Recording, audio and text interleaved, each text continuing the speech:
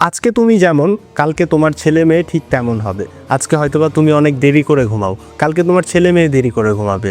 তুমি বাবা মার সাথে খারাপ ব্যবহার করো, কালকে তোমার সন্তানরা তোমার সাথে খারাপ ব্যবহার করবে। বাইক, আইফোন এগুলো কেনার জন্য বাসায় তুমি প্রেশার ক্রিয়েট করছো, কালকে তোমার বাচ্চা কাচ্চা তোমার উপর প্রেশার ক্রিয়েট করবে। আজকে তুমি ডিসিপ্লিন না, কালকে তোমার বাচ্চা কাচ্চা ডিসিপ্লিনে থাকবে না। তুমি অনেক মেয়েদের পেছনে ঘোরো, তুমি টাকা পয়সা নষ্ট করো নেশা করার জন্য, কালকে তোমার ছেলে মেয়ে সেম একই কাজ করবে।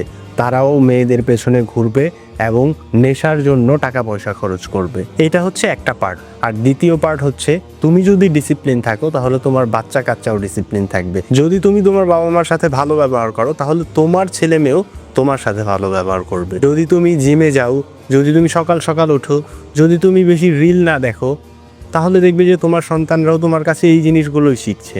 সো এটা কিন্তু খুবই গুরুত্বপূর্ণ মেসেজ ছিল। তোমার উপর ডিপেন্ড করছে তোমার সন্তান, তোমার ফ্যামিলি কেমন হবে।